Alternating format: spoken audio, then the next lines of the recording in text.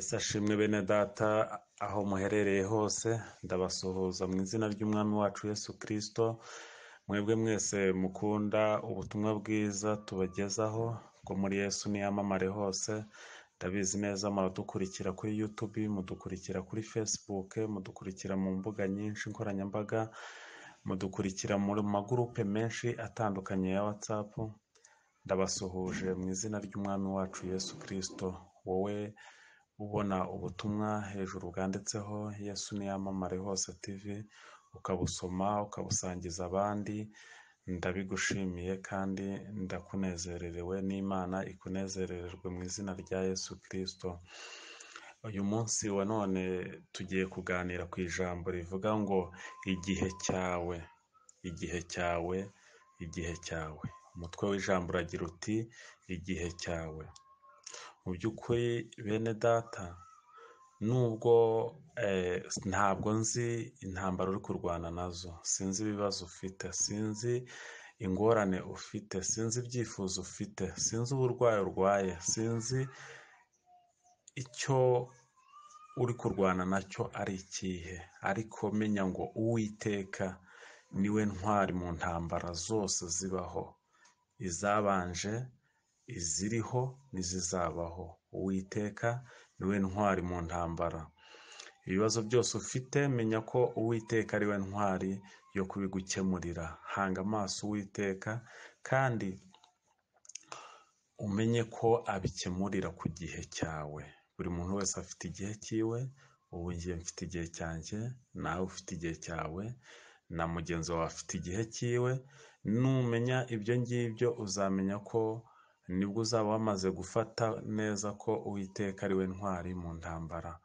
Uwiteka niwe ntwari mu ntambara. Uwiteka arwana intambara ikomeye kandi akazirwana twebwe dutuje, bisa naho dutuje, kuko iyo turwana kenshi abantu benshi tuzirwanisha umubiri kandi bikarangira dutsinzwe. Ariko iyo tugiye mu buryo bw'umwuka tugahereza Uwiteka ibyacu byose, tukamuhereza ububasha bwose ku bugingo bwacu n'umubiri wacu, tukamuhanga amaso, Uwiteka ni intwari mu ntambara.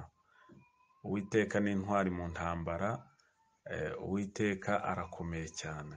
Tugiye gusoma ijambo riri mu Kuva ibice 15 umurongo wa mbere tugeze ku wa 3.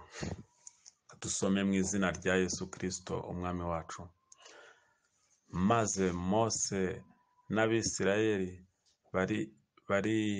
baririmbira Uwiteka iyi ndirimbo bati: ndaririmbira Uwiteka kuko yanesheje bitangaje, ifarashi n'uwihetse yabiroshye mu nyanja.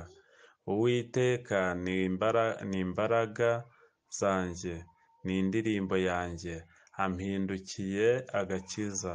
Uwo ni we Mana yanjye, nanjye ndayihimbaza. Niyo Mana ya data, nanjye ndayishyira hejuru. Uwiteka ni intwari mu ntambara. Uwiteka ni ryo zina rye. Amena. Bavandimwe bakristo, niba koko uri mu ntambara zinyuranye z'ubuzima, hari ufite intambara y'inzara, hari ufite intambara y'inyota yo kubona Yesu Kristo, hari ufite intambara y'aho yasengera, hari ufite intambara yo gukizwa akava mu bibi, hari ufite intambara y'uburwayi, hari ufite intambara y'ibigeragezo byo mu ngo, hari ufite intambara y'imibanire n'abo bashakanye, hari ufite intambara y'imibanire n'abo bari kumwe. Intambara ni nyinshi, ariko ndakumenyesha yuko Uwiteka ni intwari mu ntambara. Ijambo ritubwiye yuko Uwiteka ari we ntwari mu ntambara. Ndagusabye mu izina rya Yesu umenye yuko Uwiteka ari we ntwari mu ntambara. Dufite amasengesho y'iminsi 7 twatangiye uyu munsi. Tuzajya tubagezaho ubutumwa nk'uko bisanzwe, ariko tunabibutsa yuko turi gusenga amasengesho y'iminsi 7 ava mu gitondo tukayasoza 10 z'umugoroba. Nibwo twegera ibyo kurya bigerereye, hanyuma tugakomeza amasengesho tukazayasoza mu gihe kingana n'iminsi 7. Aho uherereye hose, haba abari mu Rwanda, abari hanze yarwo, abari muri Afurika, abari hanze ya Afurika, aho uherereye hose ujye urebera ku isaha watangiriyeho, umenye n'iyo uza gusorezaho. Hari n'uwazumva akeneye gusengana natwe igihe cyaramurenganye, nawe yasenga ahereye ku munsi yatangiriyeho akageza ku minsi 7. Icyo turiho ni ukubohoza ubugingo bwacu, ni ukwegera Imana, ni ukwinginga Imana, dusengera ibyifuzo, dusengera ingorane zose dufite, uburwayi abantu bafite ubwo ari bwo bwose, ibyifuzo ibyo ari byo byose, tubibutsa yuko intego y'aya masengesho ahoraho buri kuwa mbere, kandi dusengera buri muntu wese wabashije kwakira umwami Yesu nk'umukiza w'ubugingo bwiwe, nyuma yaho akaza gusubira inyuma, akava mu byizerwa, agasubira inyuma, agasubira mu byaha. Uwo muntu turamusengera kugira ngo agaruke mu nzira nziza, turamusengera kugira ngo agaruke mu nzira yahozemo mbere, agaruke ahagarare nk'uko yari ahagaze ameze. Gusenga ni ubufatanye bwa buri muntu wese, ni ubufatanye bwawe n'ubwanjye, tugasengera uwo muntu, ahasigaye Imana nayo ikabona gutaka kwacu, ikamugarura mu nzira ikwiriye. Uwo muntu ntabwo muzi, nawe ntabwo umuzi, ariko ikiri cyiza ni uko dukwiye kumusengera. Uwo muntu arahari. Hari abantu bari bizeye umwami Yesu nk'umukiza w'ubugingo bwabo, nyuma baza gusubira mu byaha baragwa. Hari uwundi muntu utarakira umwami Yesu nk'umukiza w'ubugingo bwe.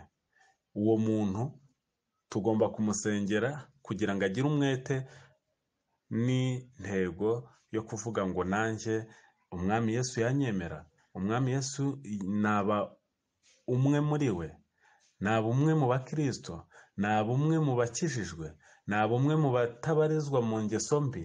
Ariko uwo muntu akaba yari ataregera umwami Yesu nk'umukiza w'ubugingo bwe.